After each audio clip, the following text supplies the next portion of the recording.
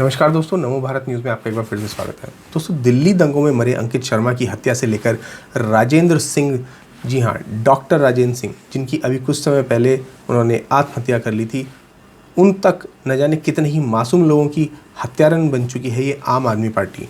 अब तो आम आदमी को भी इन अपने आप को आम कहने वाले गुंडों से डर लगने लगा है। मगर कहते हैं ना, सत्य छुप सकता है मगर मर नहीं सकता। बस इसीलिए अब जैसे जैसे सत्य सामने आता जा रहा है, वैसे वैसे देवली विधानसभा क्षेत्र से आम आदमी पार्टी यानी आपके विधायक प्रकाश जारवाल और केजरीवाल की मुसीबतें लगातार बढ़ती जा रही हैं। जी हाँ, दिल्ली पुलिस की क्राइम ब्रांच ने जांच में पाया है कि प्रकाश जारवाल ने पानी के टैंकर मालिकों से एक महीने में लगभग 60 लाख रुपए रिश्वत के तौर पर लिए हैं। दिल्ली के 20 पानी टैंकर मालिक सामने आए हैं और उन्होंने दावा किया कि जारवाल ने उनसे पैसे मांगे थे।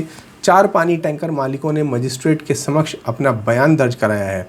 उन्होंने कहा कि हमने अपनी फाइल को मंजूरी दिलवाने के एवज में 20,000 रुपये का भुगतान किया है और आपूर्ति के प्रत्येक दौर के लिए 500 रुपये दिए हैं। दिल्ली में ऐसे 60 टैंकरों से पानी का संचालन होता था और इनसे हर महीने 60 लाख रुपए की रिश्वत या राशि, कुछ भी कहें, आती थी। यह भी पाया गया कि डॉक्टर राजेंद्र सिंह, जिन्होंने देवली में अपने घर पर आत्महत्या की थी, ने जारवाल के सहयोगी कपिल को 10 लाख रुपए का भुगतान किया था। आगे की राशि का भुगतान करने से इनकार करने पर जारवाल के साथ डॉक्टर राजेंद्र सिंह का झगड़ा बढ़ गया था और डॉक्टर के परिवार के सदस्यों ने मजिस्ट्रेट के समक्ष पेमेंट का ब्यौरा पेश किया था। टैंकर मालिकों ने दावा किया कि समय पर भुगतान न होने पर उन्हें टैंकरों को पानी की आपूर्ति की सूची से बाहर कर दिया गया था।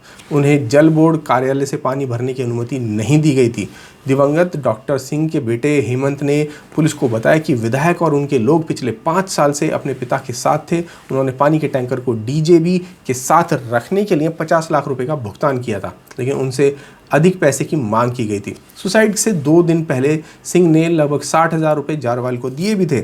उन्हें आश्वासन दिया गया था कि उनका कोई भी टैंकर डी लिस्ट नहीं किया जाएगा, लेकिन जारवाल ने उन्हें हटा दिया। अब इसका मतलब साफ है कि जो करप्शन के नाम पर या करप्शन की सीढ़ियों पर चढ़कर अन्ना के कंधे पर कूदते हुए इंडिया अगेंस्ट करप्शन मुहिम चलाते हुए इस देश में दिल्ली की जो सत्ता थी उसमें काबिज हुए ये लोग खुद ही करप्शन से सर से लेकर पैर तक डूबे हुए हैं। ये क्या देश में करप्शन के खिलाफ लड़ेंगे?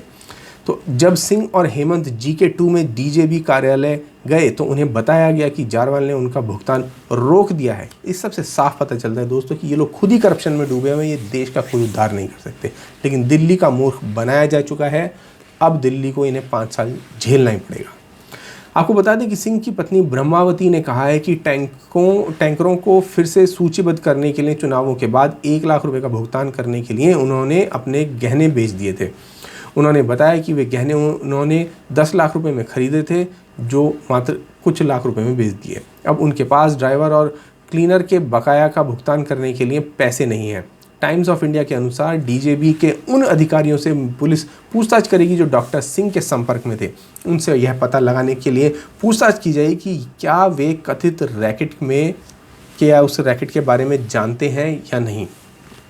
लेकिन इससे पहले दिल्ली दंगों में केजरीवाल के करीबी नेता ताहिर हुसैन भी अंकित शर्मा की हत्या के मामले में जेल की हवा जो खा रहे हैं, और उसके अलावा ऐसे न जाने कई लोग हैं जो आम आदमी पार्टी के नेता हैं और एक से एक बड़े जघन्य अपराधों में फंसे हुए हैं। तो आखिर ये पार्टी किस बात का दम भरती है? अब आप ताज़ा उदाहरण ही ले लिए कि इस समय जब कोरोना काल चल रहा है तो खुद CM केजरीवाल भी लगातार जनता से झूठ बता रहे हैं और आंकड़े छुपा रहे हैं। आपको बता दूं कि केजरीवाल की शह पर देश की राजधानी में NRC का विरोध किया गया था, लेकिन इधर रोहिंग्या मुसलमान लगातार पांव पसारते नज़र आ रहे हैं। और कोरोना की काल में जो ये देश से धोखा कर रहे हैं वो तो मैं बताऊंगा ही, लेकिन आपको बता दूं कि अब दिल्ली में एक बड़े इलाके पर देश के अंदर रोहिंग्याओं का कब्जा इनकी पार्टी के नेता करा रहे हैं। कैसे? दरअसल मदनपुर खादर में इन रोहिंग्या मुसलमानों ने लगभग 5.2 एकड़ ज़मीन को अवैध रूप से कब्जा कर लिया है और आरोप है कि दिल्ली वक्फ बोर्ड के अध्यक्ष रहे अमानतुल्लाह खान ने अपने लेटर हेड के जरिए इन सभी का आधार कार्ड बनवाया और इन्हें यहाँ बसाया है। यानी कि एक तरफ ये जो है दिल्ली जल बोर्ड में घोटाला कर रहे हैं, दूसरी तरफ ये ज़मीन घोटाला कर रहे हैं, या कहें कि ज़मीन जिहाद कर रहे हैं ये लोग, तो वहीं दूसरी तरफ ये लोगों की हत्या कराने में भी ताहिर हुसैन जैसे लोगों को जो है अपने पार्टी में ला ला कर बुला रहे हैं, ऐसे लोगों को ये अपनी पार्टी में जगह दे रहे हैं। तो यानी इस समय इस देश में जो सबसे पार्टी विद अ डिफरेंस का नारा लेकर आए लोग आए थे, वो लोग पुरानी पार्टियों से भी, पुरानी राजनीतिक पार्टियों से भी नीचे गिर चुके हैं। तो दोस्तों आपको बता दूं कि अभी हाल ही में ट्विटर पर एक वायरल वीडियो हुई थी। इस वीडियो में साफ दिखाई दे रहा था कि दिल्ली में चुपचाप कुछ लोग लाशों को हाथ गाड़ी पर ढोकर ले जा रहे थे। ये सब किसकी शह पर हो रहा है? ये सब किसी की, मतलब सोचे कि सत्ता है इस राज्य में, वो भी देश की राजधानी में, और उस राज्य की राजधानी का जो सीएम है उसकी नाक के नीचे ये सब चल रहा है, और वो कहता है कि नहीं हमें इस बारे में मालूम नहीं है। और समझिए कि मतलब वो आंकड़े भी गलत पेश कर रहा है। तो यानी क्या चल रहा होगा इस राज्य में? ये राज्य बहुत बड़ी गलती कर चुका है, अब उसको उसका भुगतान करना ही पड़ेगा। आपको बता दूं दोस्तों, कोरोना वायरस के कहर से जूझती दिल्ली सरकार पर दिल्ली नगर निगम के भारतीय जनता पार्टी के वरिष्ठ नेताओं ने अब बड़ा आरोप लगाया है। इन नेताओं ने आरोप लगाया कि दिल्ली सरकार द्वारा घोषित किए जा रहे कोरोना वायरस की मौत के आंकड़ों और शमशान कब्रगाहों से मिली संख्या में बहुत भारी अंतर नजर आ रहा है। इसके विपरीत दिल्ली सरकार ने आंकड़ों में हेर फेर के लिए अस्पतालों को दोषी ठहरा दिया है। अरविंद केजरीवाल ने आरोप लगाया था कि स्वास्थ्य अधिकारी समय पर सूचना नहीं देते। इसको लेकर प्रदेश सरकार ने नए दिशा निर्देश जारी किए। चलिए मान लीजिए कि वो जो अधिकारी हैं वो समय पर सूचना नहीं देते, लेकिन जो मृतक हैं वो तो उतने ही रहेंगे। क्या वो 3 दिन बाद उनकी संख्या घट जाएगी क्या? चलिए आज उन्होंने आंकड़ा नहीं दिया, कल तो देंगे, तो जुड़ के वो 4 दिन में 5 दिन में कुछ तो नंबर आएंगे। लेकिन आप तो ये कह रहे हो कि इतने मृतक है ही नहीं।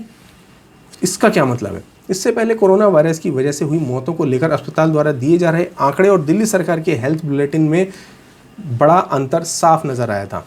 एनएमसीडी में स्टैंडिंग कमेटी के चेयरमैन जयप्रकाश ने दावा किया है कि इलाके में 21 मई तक कोरोना वायरस पॉजिटिव जो थे वो लगभग 282 लोगों का स्टैंडर्ड प्रोटोकॉल के तहत या तो अंतिम संस्कार किया गया है या उन्हें दफनाया गया है। यानी उनके इलाके में अब तक 282 लोगों की ही मौत कोरोना वायरस के चलते हुई है। उन्होंने कहा कि कोरोना वायरस मरीजों के लगभग 270 शवों का निगम बोध में अंतिम संस्कार किया गया और 11 शवों को मंगोलपुरी के कब्रिस्तान में दफन किया गया है। वहीं एक कोरोना संक्रमित का जो शव है वो रोहिणी के एक ईसाई कब्रिस्तान में लाया गया है। उन्होंने कहा कि केजरीवाल सरकार को डर है कि अगर जनता को मौत के असल आंकड़े पता चल जाते हैं तो यह उनके दावों की हवा निकाल देंगे कि दिल्ली में कोरोना वायरस के हालात नियंत्रण में है। वहीं दक्षिण दिल्ली नगर निगम में सदन के नेता कमलजीत सहरावत ने भी दावा किया है कि असलियत में मौत का आंकड़ा काफ़ी ज़्यादा है। सहरावत के अनुसार पंजाबी बाग शमशान घाट में 232 कोरोना मरीजों के शवों को लाया गया है, जबकि 68 डेड बॉडी कोरोना संदिग्धों के थे। इसके अलावा 76 शवों को आईटीओ कब्रिस्तान में दफनाया गया और एक शव को मदनपुर खादर में दफनाने के लिए ले जाया गया। यानी कि ये कहीं ना कहीं जानबूझ के जनता से या देश से झूठ बोल रहे हैं। आज की भी मैं बात बताता हूँ, जो सामने वीडियो आई हैं उसके अनुसार अरविंद केजरीवाल का ये कहना है कि जो दिल्ली में जो कोरोना के जो आंकड़े बढ़े हैं वो लॉकडाउन में दी गई ढील की वजह से बढ़े हैं। और आपको बता दूं कि जो दिल्ली में जो सारी दुकानें खोल देने, हर तरह की चीज़ को अलाउ कर देने का जो फैसला था वो भी अरविंद केजरीवाल का ही था, जिसमें उन्होंने जनता के ऊपर ठीकरा फोड़ के ये सब जो फैसले थे लिए थे। क्योंकि आपको याद होगा इन्होंने कहा था कि हमने वॉलंटियरली लोगों से सुझाव मांगा है हम, और हमारे पास 5000 सुझाव आए हैं, पता नहीं कितने सुझाव आए हैं। उन सुझाव के आधार पर हम जो है ये निर्णय ले रहे हैं कि हम जो है ये सभी तरह का लॉकडाउन जो है हटा देंगे और कोई भी जो है हम दिक्कत इस राज्य में नहीं होगी। लेकिन उल्टा पड़ गया। अब कोरोना के जो केसेस हैं वो दिल्ली में बेतहाशा बढ़ गए हैं। इससे तो अच्छा इन्हें यूपी से सीख लेनी चाहिए कि जहाँ पर कितने नियंत्रित आंकड़े हैं और वो भी राज्य कितना बड़ा है। लेकिन ये लोग नहीं सीख लेंगे। क्यों? क्योंकि इनको लगता है कि अगर ये यूपी जैसे किसी राज्य से सीख ले लेंगे तो इन्हें इनका जो सेकुलरिज्म का जो ढोंग है वो योगी आदित्यनाथ के जो प्रयास हैं उनके आगे दब जाएगा और फिर ये कैसे आगे अपना सेकुलरिज्म का जो ढोल है उसे पीट पाएंगे। लेकिन यहाँ पर जो है सेकुलरिज्म और रिलीजियसनेस का जो है कोई ढोल नहीं पीटना चाहिए, क्योंकि इस समय सबसे जो ज़रूरी बात है वो इंसानी ज़िंदगी को बचाना है, जिसके लिए इन्हें समझदार लोगों की बातें सुन लेनी चाहिए। तो दोस्तों आपका इस पूरी वीडियो पर क्या विचार है हमें कमेंट बॉक्स में लिखकर ज़रूर बताएं। साथ ही साथ इस वीडियो को ज़्यादा से ज़्यादा शेयर ज़रूर करें, क्योंकि इस समय इन लोगों की जो पोल है ये खोलना बेहद ही ज़रूरी है। और क्योंकि ये अंदर खाने बहुत बड़े गोलमाल कर रहे हैं, जनता से बहुत बड़े आंकड़े छुपा रहे हैं। शायद जनता को ये पता भी ना हो कि कौन से एरिया संक्रमित ज़्यादा हैं, कौन से कम हैं, और उनको सही इन्फॉर्मेशन ना देकर ये जनता में आपस में कोरोना को फैलाने का काम तक कर रहे हैं। और ये गलती का जो खामियाजा है ये लोग आने वाले चुनावों में समय में भुगतेंगे। तो दोस्तों इस वीडियो पर अपने विचार ज़रूर लिखें और वीडियो को ज़्यादा से ज़्यादा शेयर करें। धन्यवाद। जय हिंद।